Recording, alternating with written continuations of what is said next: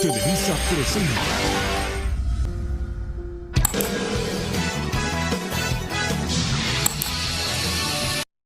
El toque de nuevo para Lucas, llegó golazo.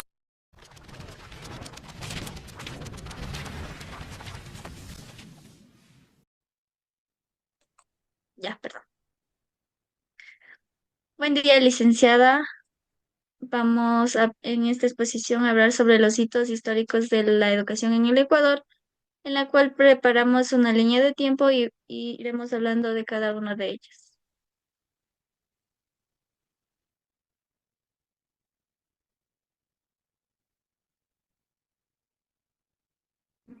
Primer hito.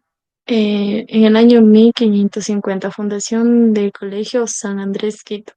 Se crea el primer centro educativo para indígenas durante la colonia, aunque posteriormente cerró por falta de apoyo real.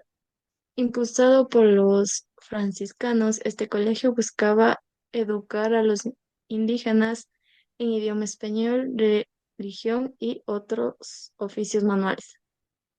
Fue una iniciativa pionera del virreinato del Perú. Sin embargo, la falta de interés político y económico de la corona provocó su decadencia. Segundo hito de 1830. Constitución de Riobamba. Educación gratuita y obligatoria.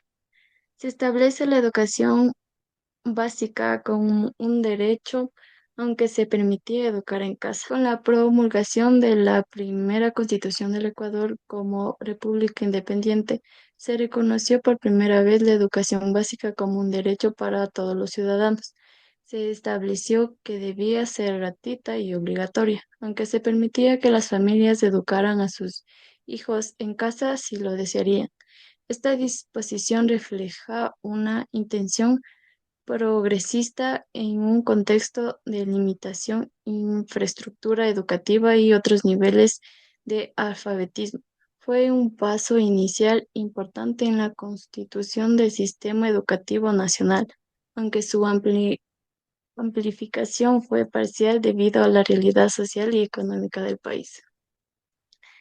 En el año 1871, la ley de la introducción pública, gobierno de Gabriel García Moreno. La educación prima era obligatoria y gratuita por primera vez.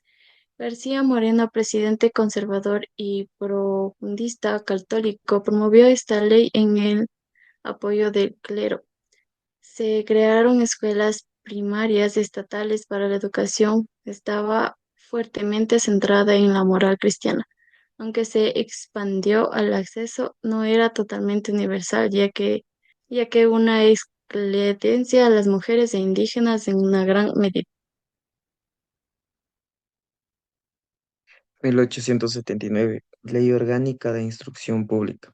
Incluye excepciones a la obligatoriedad en zonas rurales y promueve escuelas con apoyo ciudadano. Principales aspectos: estableció la educación primaria gratuita y obligatoria, aunque con limitaciones en su aplicación. Separó la secundaria en dos ramas, científica y clásica. Sentó las bases del sistema educativo nacional, aunque su implementación fue irregular. En 1895, Revolución Liberal de Eloy Alfaro. Eloy Alfaro dictaminó que la educación pública debe ser gratuita, laica y obligatoria, separando a la Iglesia del Estado. Descontento por el poder de la Iglesia y los terratenientes fueron sus causas. Eventos clave. Alfaro desembarcó en el Ecuador desde Panamá y tomó Guayaquil el 5 de julio de 1895. Triunfo liberal y consolidó el laicismo y reformas modernizadas. 1906. Nueva Constitución Liberal.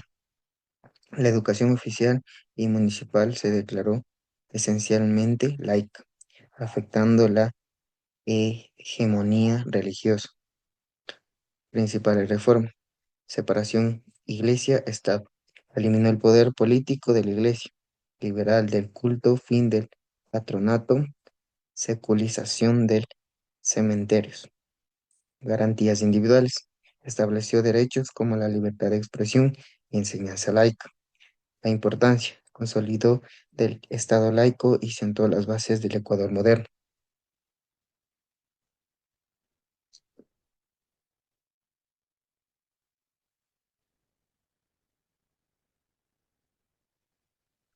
En 1930, durante ciertos periodos en Ecuador, se promovió la enseñanza en artes manuales y industriales, en escuelas de oficios con el objetivo de brindar a los estudiantes habilidades prácticas y técnicas que les permitieran insertarse en el mercado laboral y contribuir al desarrollo económico del país.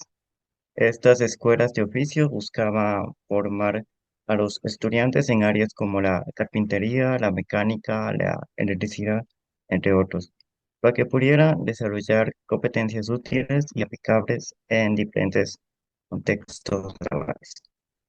La ley, la ley en 1938 que se estableció fue la Ley de Educación Superior en Ecuador. Esta tiene como objetivo regular y garantizar la calidad de la educación superior en el país, al otorgar mayor independencia a las universidades. Esto buscaba fomentar la autonomía institucional, la libertad académica y la capacidad de autogobierno, lo que puede permitir a estas instituciones desarrollar sus propias políticas y programas de estudio de manera más efectiva.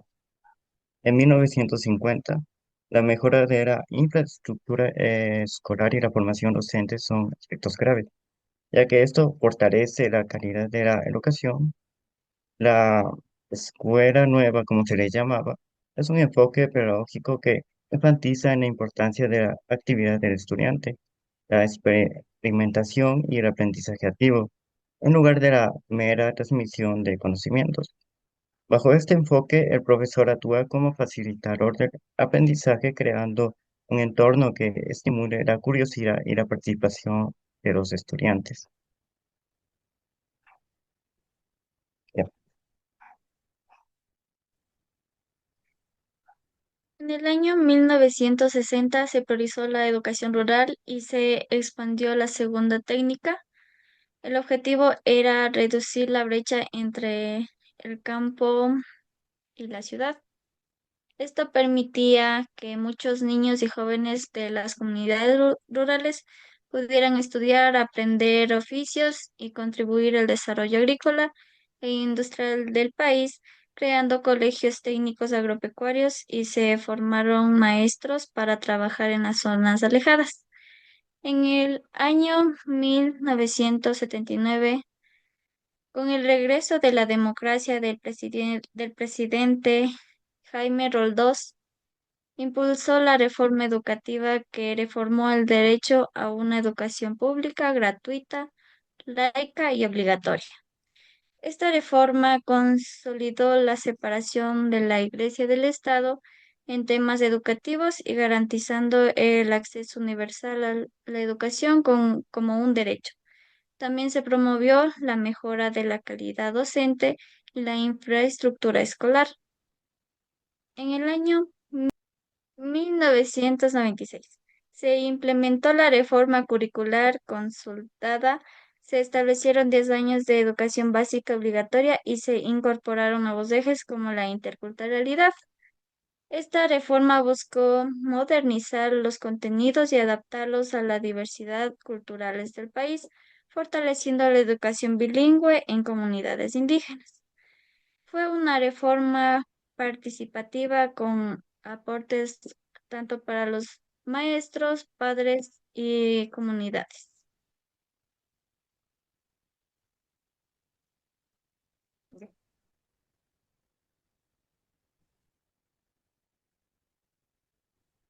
En 2008, nueva Constitución del Ecuador.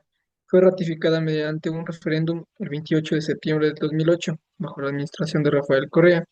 Se elaboró en Montecristi y sus objetivos fundamentales eran asegurar derechos sociales, así como la educación y la atención médica sin costo, defender la naturaleza sin sujeto a los derechos y reforzar la participación ciudadana y claridad en el gobierno.